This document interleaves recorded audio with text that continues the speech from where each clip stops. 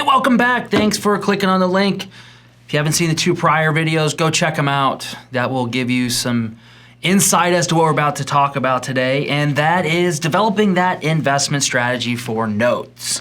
Before you go out and start buying notes, you need to know, why am I buying them? What am I gonna do with them? What's my goal? What are your financial goals? How are you gonna pay for them? Those are all things that come into the strategy section of purchasing notes. You can't jump into the deep end of the pool without a plan on how to get out. So let's start talking about strategy. First thing you want to look at is, understanding your capital limitations. How much capital do you have at your disposal, and what do you plan on doing with them? Sometimes folks jump into this and they want to start buying and selling loans, and they don't really have the capital. So what do they start doing? Naturally, they start brokering loans, which is not a bad place to start. You can definitely broker loans. You just need to do it with full transparency with both the sellers you're dealing with and the buyers you're dealing with. Brokering is a viable way to start learning the business and start generating some income off of notes and learning while you do generate that income. One of the things you will want to do is, like I said, you want to be transparent. If you're getting something from a seller, say, hey, look, I have some buyers that I'm working with. I'd love to show them this note. If I can sell the loan for you, would you mind paying me a point or 1.5 points? Most guys are going to be like, yeah, I don't mind. If you can sell the loan, great, do it. Be upfront, be transparent. It makes the transaction go so much smoother. And then on the other side, if you're working with a buyer, let them know. Say, look, I get notes from time to time. I'd be happy to share them with you. If I bring you something, can you pay me a point on it, or pay me 1.5 points? And you may get it on both sides, from the buyer and the seller, or you may just get it from one side. But at least, if you're asking, you're upfront, you're being transparent with people, it goes a long way. What you don't want to do is you don't want to be devious and not really show what's going on in the transaction. You don't want to get paid 1.5 points and then you're immediately closing on it and reselling it, or you're making an additional spread in there. That'll get you blackballed pretty quick. So another way that you're going to start sourcing funds is you might have self-directed retirement accounts or checking account or any different source of fundings. Maybe you have JV partners, family money, rich uncle, maybe you found buried treasure. I don't know. But the point is you want to know how much capital you have. How long does it take to access the capital? That's another thing. Some people have credit lines and it's instant. Some people have, the checks, the money's in a bank account, or money's in, a self-directed retirement account, maybe like 401k or IRA. Well, those can actually take a little bit longer to access the retirement funds. Typically, the custodians have certain hoops that you have to jump through. So those are all important things to know and understand prior to getting into a transaction. So when it comes time to fund the transaction, you don't have a counterparty waiting on you if it's going to take you 7 to 10 days to get the funds. Let them know up front. Look, my money's in a self-directed retirement account. It takes a little bit longer to move it and get it out. Just want you to know up front. Very important to do. So you've established your money. You have it. You know what you're going to do with it. You know where it's coming from. The next thing you need to look at is, what's your goal? What are your plans? Are you trying to get in there, buy short-term loans to turn around and resell them? Are you looking to build wealth? You've got, a pretty healthy, substantial amount of capital set aside. And you're like, look, I just want to buy performing loans, stuff that's going to start kicking off income. And deciding your strategy is very important to do prior to going in, but planning for the rest of the exits or strategies that may come in is also likewise important. So if you're planning on, look, I'm going to get in there, I'm going to buy these loans, and I'm going to do it with the intent of just keeping cash flowing properties or cash flowing mortgages in a portfolio that's going to start kicking off monthly returns, that's great. But you also have to understand, well, in the event that something happens and they stop paying, maybe it's not something malicious. Maybe it's not they lost their job, or maybe it's not something that they just stopped making payments. Maybe maybe they ended up dying. I don't know. It could happen. And now their mortgage starts falling behind. You have to have your contingency plans. And you can sort of start building those in up front when you're figuring in your discount that you're buying the loan for. And really how much the property is worth. That's something that's extremely important.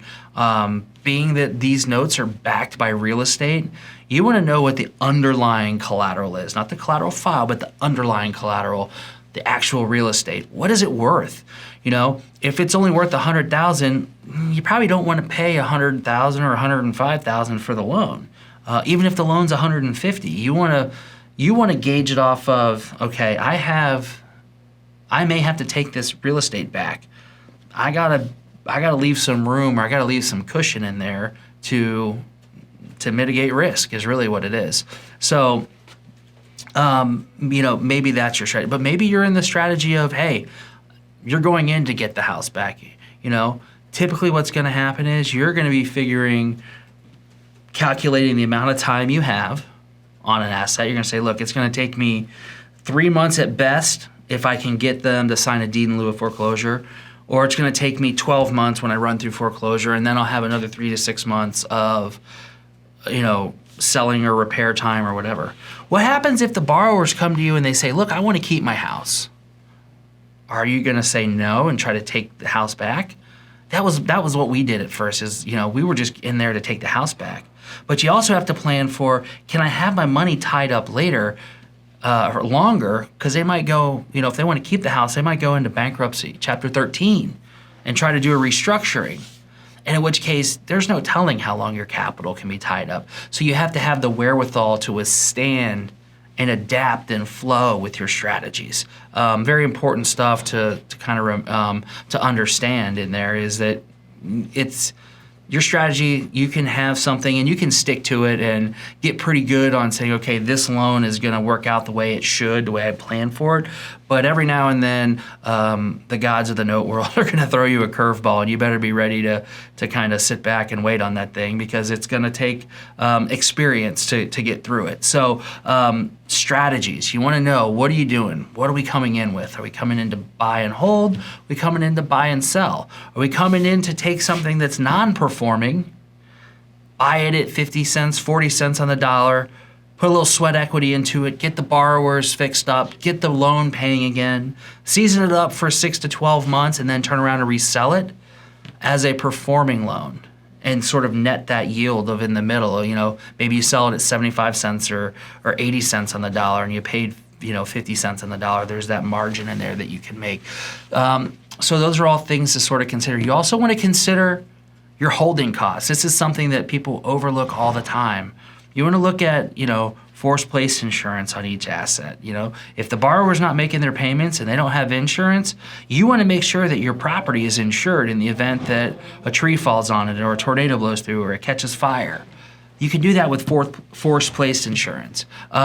You want to figure in servicing. Loan servicing is a big part. If it's a non-performing asset, you figure, you're at $80 to $100 a month per loan on non-performing servicing. Attorney's fees, these can get out of control. We had one asset that we bought. It was a sick deal. I mean, it was in Louisville, Kentucky. Judgment already entered. There had already been one bankruptcy, but we were like, okay, this is kind of done. We got it for $225. At the time, it was worth $480.